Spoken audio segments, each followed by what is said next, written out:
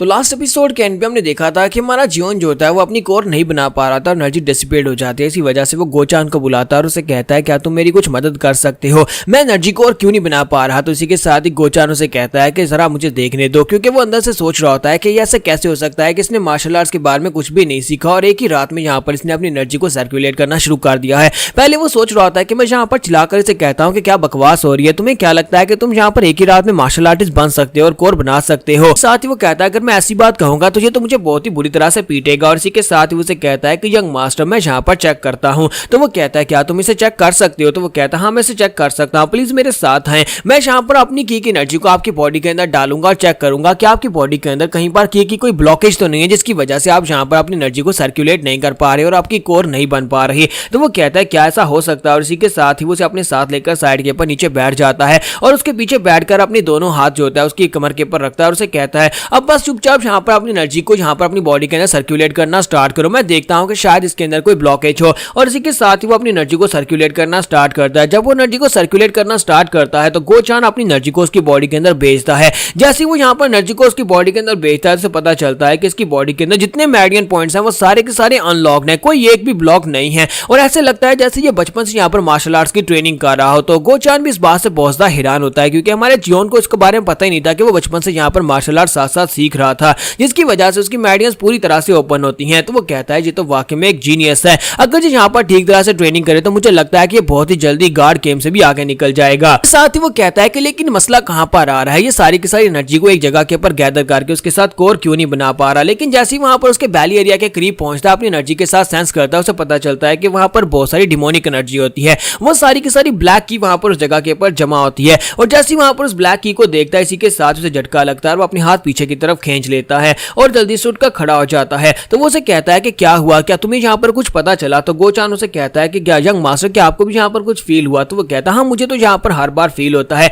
लेकिन क्या तुम बताओ कि मैं यहाँ पर अपनी कोर क्यों नहीं बना पा रहा। तुम्हारा जियोन उसे कहता है कि तुम यहाँ पर अपनी कोर इसलिए नहीं बना पा रहे क्योंकि मुझे यहाँ पर तुम्हारी बॉडी के अंदर एक फॉरेन एनर्जी दिखाई दी, एक ब्लैक कलर की थी जो कि वहां पर कोर एरिया के करीब थी, जो कि तुम्हारी इस दूसरी की पावर को वहां पर गैदर नहीं होने दे रही, वहां पर उसे डिस्पर्स कर रही है। ये तो नहीं पता कि वो ब्लैक कलर की क्या थी, लेकिन वही है जो कि यहाँ पर तुम्हें कल्टीवेट करने नहीं दे रही। तो वो कहता है अच्छा तो ये वही कोल्ड एनर्जी है जो मैं पहले यहाँ पर सेंस कर रहा था, वो ब्लैक कलर की एनर्जी जो मैंने यहाँ पर गार्ड कैंप की बॉडी के अंदर से भी ऑब्जर्व की थी। अगर वो ब्लैक कलर की जो है वो मुझे यहाँ पर कोर बनाने नहीं देगी तो इसका मतलब यह कि मुझे गिव अप करना पड़ेगा, मैं एक मार्शल आर्टिस्ट नहीं बन सकता। और इसी के साथ ही गोचान वहां पर सोच रहा था। गोचान कहता है कि यहाँ पर तुम्हारी की पावर डिस्पर्स हो रही है तो मुझे लगता है कि शायद तुम्हें यहाँ पर रिवर्स टेक्निक को यूज करना चाहिए। अगर तुम यहाँ पर अपनी की पावर को रिवर्स तरीके से इसको अपनी बॉडी के अंदर कोर बनाने की कोशिश करो तो शायद ये काम कर जाए। तो ये बात सुनने के बाद हमारा जियोन जो होता है वहां पर उसे कहता है अभी तुमने यहाँ पर क्या कहा कि मुझे यहाँ पर इसका उल्टा करना चाहिए, क्या यहाँ पर जब ऐसा पॉसिबल है। तो गोचान कहता है कि मैं तो सिर्फ और सिर्फ अपने माइंड का एक आइडिया बोल रहा था, मुझे नहीं पता कि ये पॉसिबल है भी या नहीं, कोई यहाँ पर की सर्कुलेशन को रिवर्स कैसे कर सकता है। जबकि जियोन उसे कहता है कि मुझे जरा सोचने दो, मुझे लगता है कि ऐसा हो सकता है। और इसी के साथ ही वो कहता है कि तुमने बिल्कुल ठीक कहा, मुझे लगता है कि मुझे अपनी की को रिवर्स तरीके से सर्कुलेट करना चाहिए। जब यहाँ पर नॉर्मल लोग जो है वो इसे डायरेक्ट तरीके से सर्कुलेट करने हैं, मैं इसे यहाँ पर रिवर्स तरीके से सर्कुलेट करूंगा। और इसी के साथ ही वहीं पर बैठ जाता है। जबकि गोचान उसे कहता है कि ये तुम क्या कर रहे हो। तो वो कहता है जैसा तुमने कहा मैं बिल्कुल वैसा ही कर रहा हूँ। इसके साथ ही गोचान उसे चिल्लाकर बताने लगता है कि अगर तुम यहाँ पर रिवर्स सर्कुलेशन करते हो तो फिर यहाँ पर तुम्हारी की ब्लॉकेज हो जाएगी, तुम्हारी मेरिडियंस ब्लॉक हो जाएंगी। लेकिन जैसे वो पूरी बात बताने लगता है इसी के साथ ही वहां पर टू स्पिरिट अपनी एनर्जी के साथ उसका मुंह बाइंड करती है और उसे खींचकर पीछे ले आती है और कहती है कि अपनी बकवास बंद करो, तुम उसे ये बात नहीं बता सकते। जबकि इसी के साथ ही हमारा जीवन वहां पर कल्टीवेशन स्टेट के अंदर चला जाता है। तो ब्लू स्पिरिट उसे कहती है खामोश हो जाओ, तुम यहाँ पर इसको ये बात नहीं बताओगे, क्योंकि असल में वो यहाँ पर अपनी एक दाव पार होती है। उसे लगता है कि अगर वो यहाँ पर रिवर्स कल्टीवेशन के दौरान अपनी मेरिडियंस को ब्लॉक कर लेता है तो उसकी बॉडी के अंदर जो ब्लैक डेथ की एनर्जी है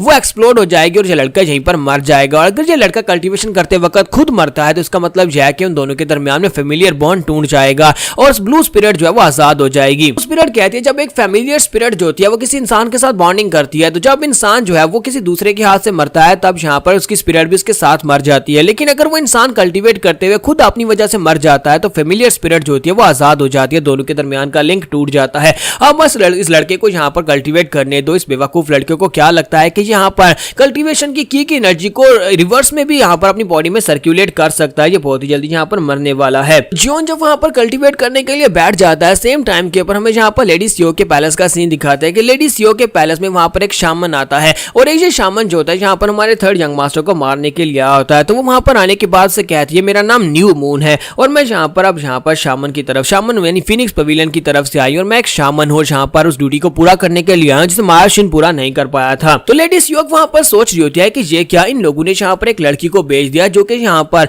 म्योशिन से भी काफी ज्यादा यंग लग रही है। उनका एक फेमस जवान यहाँ पर मर गया, लेकिन इसके बावजूद उन लोगों ने यहाँ पर इस बात को सीरियसली नहीं लिया। लेकिन इसी के साथ ही न्यू मून उसे कहती है कि आपको यहाँ पर परेशान होने की जरूरत नहीं है, हमारा डिसाइपल यहाँ पर आपके पैलेस में रिचुअल परफॉर्म करते हुए मारा गया और जिस बंदे ने इसे मारा है हम लोग उसका बदला जरूर लेकर रहेंगे। तो ये बात सुनने के बाद लेडी सियोक कहती है कि इसने यहाँ पर म्योशिन का डिसाइपल कहा, इसका मतलब यह है कि इस लड़की का लेवल जो है वो म्योशिन से ज्यादा हायर है, ये उसकी मास्टर हो सकती है। तो इसी के साथ ही वो उसे बताती है कि आपको बिल्कुल परेशान होने की जरूरत नहीं है। मैं यहाँ पर आपको एक बात तो क्लियर बता ही दूं कि आपका जो थर्ड सन है वो आज यहाँ पर मरने वाला है, क्योंकि उसके मरे बिना मैं यहाँ पर से जाऊंगी नहीं। तुझे बात सुनने के बाद लेडी सियोक उसे कहती है हम लोग भी तो यही चाहते हैं कि उसे मार डालो, हम लोग ये नहीं चाहते हैं कि उसे यहाँ पर एक्सरसाइज करो, हम चाहते हैं बस उसे मार डालो। तो न्यू मून कहती है कि अब जबकि यहाँ पर आपने फैसला कर लिया है तो फिर क्या हम लोग यहाँ पर स्टार्ट कर सकते हैं। और इसी के साथ ही वहां पर एन्चेंटमेंट स्टार्ट करती है। जैसे वो एन्चेंटमेंट स्टार्ट करती है इसी के साथ ही मार्शिन जो होती है उसकी बॉडी भी वहां पर साथ लेकर आई होती है। तो मार्शिन वहां पर उसके सामने पड़ा होता है, वो अपने पास एक डैगर निकालती है और कहती है कि जैसे जैसे मैं इस डैगर को इसकी बॉडी के अंदर डालूंगी वैसे वैसे वहां पर रिचुअल परफॉर्म होता जाएगा,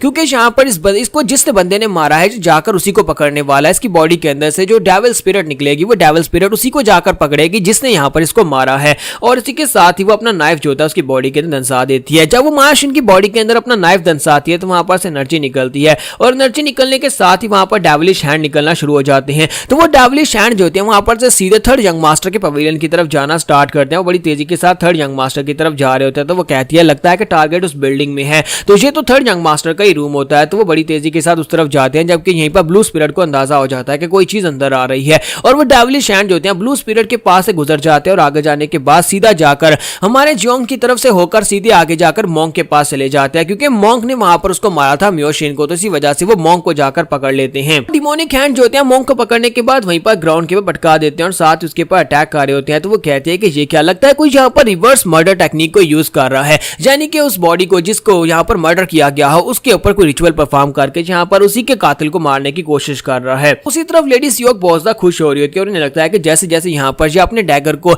मार्शिन की बॉडी के अंदर दंसा रही है वैसे वैसे वहां पर दूसरी तरफ थर्ड यंग मास्टर मर रहा होगा। लेडी सियोक बहुत ज्यादा खुश हो रही होती है और कहती है कि बस यहाँ पर इस ब्लेड को और ज्यादा इसकी बॉडी के अंदर दंसाती जाओ, जितना ज्यादा तुम ब्लेड को मारोगे उतनी ज्यादा मुझे मजा आएगा। यहाँ पर शामन न्यू मून जो होती है वो भी बार बार अपना ब्लेड जो होती है वहां पर उस बॉडी के अंदर मार दी होती है, लेकिन उसे नहीं पता होता कि दूसरी तरफ थर्ड यंग मास्टर को नुकसान नहीं पहुंच रहा, बल्कि वहां पर उसका जो मॉन्क है इवल मॉन्क डीमन मॉन्क उसके ऊपर अटैक हो रहा है। वो बार बार अटैक किए जा रही होती है, डीमन मॉन्क के ऊपर बार बार अटैक हो रहा होता है और इसी के साथ कुछ हाथ जो होते हैं वो वहां पर थर्ड यंग मास्टर की तरफ भी आगे बढ़ते हैं। जैसे वो थर्ड यंग मास्टर की तरफ आगे बढ़ते हैं इसी के साथ ब्लू स्पिरिट गुस्सा हो जाती है और कहती है कि तुम्हें क्या लगता है कि तुम लोग यहाँ पर इस लड़के को मार सकते हो, क्योंकि अगर ये लड़का यहाँ पर मरेगा तो फिर मैं भी यहाँ पर साथ में मरूंगी। और इसी के साथ ही वो वहीं पर खड़ी खड़ी अपनी ऐसे हाथ को घुमाती है और उसके अंदर से ब्लड निकलता है और ब्लड के साथ उसके सारे के सारे डिमोनिक हैंड जो वहां पर आए होते हैं वो सारे डिस्ट्रॉय हो जाते हैं। यहाँ पर हम लोग अपनी एपिसोड 21 का एंड करेंगे और नेक्स्ट एपिसोड में देखेंगे क्या न्यू मून यहाँ पर बस इतना ही कर सकती थी या फिर न्यू मून उससे ज्यादा पावरफुल है और जहाँ पर कुछ और भी कर सकती है, जो हम लोग नेक्स्ट एपिसोड में देख पाएंगे।